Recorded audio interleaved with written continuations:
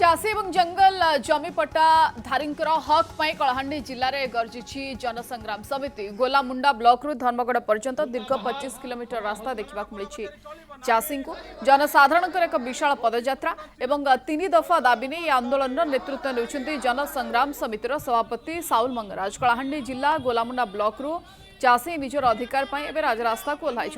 जंगल जमी पट्टाधारी और रईतानी जमी को ऑफलाइन माध्यम फसल बीमा प्रदान करने और नूतन भाव लागू होता एग्रीस्टक प्रक्रिया को संपूर्ण भाव हटेबा दाबी में विशाल पदयात्रा आयोजित होइछि। गोलामुंडा ब्लॉक चाषी मानकर विभिन्न समस्या को नहीं बहु समय चाषी नेता साउल मंगराज केतेबेले पादर चले राजधानी केतेबेले साइकेल राजधानी जाते वर्तमान से गोलामुंडा धर्मगढ़ पर्यंत 25 किलोमीटर दूर को चाषी मान को धरी से न्याय दाबी को उपस्थापन करने चाली चाली से वर्तमान धर्मगढ़ उपजिलापाल कार्यालय को जाऊँच। मो सहित से उद्यमी चाषी नेता अच्छा पचार आज्ञा आप परिचय कौन और उद्देश्य कौन यहाँ सर मोर ना साउल मंगराज आओ जिला जनसंग्राम समिति सभापति कलाहांडी आओ आपण मैंने देखुन गोलामुंडार धर्मगढ़ 25 किलोमीटर को आम पदयात्रा मध्यम जाऊँ।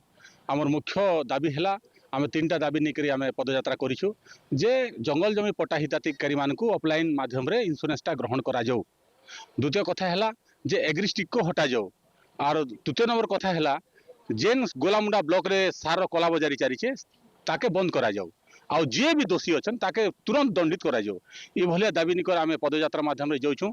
आमर सहित शह शह संख्यार चाषी मैंने एकत्रित आम जाऊँ।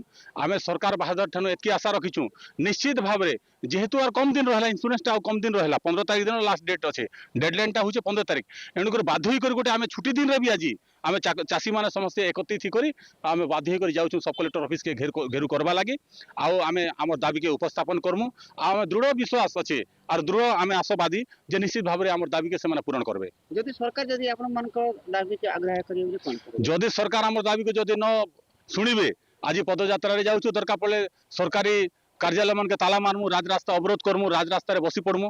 आमर जेन चाषी मन के जेन असुविधा होचे खत मूत्र आम जेन टानी जाऊँ जेनटा कि 2200 2300 600 मिलूची इटा मैंने टिके जेहेतु चाषी के सरकार तार सुविधा गोटे खत फतर गोटे व्यवस्था करी जेन कला बजारी करी जेन ठकुचन चाषी मन के सेटा नहीं हबार कथा और आमर जहाँ जेनटा इंश्योरेंस फिन्सुरेंस आम जहाँ जेनटा करूँ जेनटा कि नहीं पारुचे सेटा जेहेतु केन मेथड रे हेबा एबे साउल मंगराज कहछन सेटा होचे तन्ने आमे जदि मोटामोटी भावे कहबा कलाहांडी जिला गोलामुंडा ब्लॉक विभिन्न समय मरुड़ी प्रवण अंचल एवं पेट पटन ए अंचल लोक मैंने विभिन्न समय दादन खटिबा को राज्य बाहर जाउछंती। जदि स्थानीय प्रशासन यही दाबी पूरण न करेंगे निश्चित भाव में चाषी आंदोलन आगे मुंड टेकिब।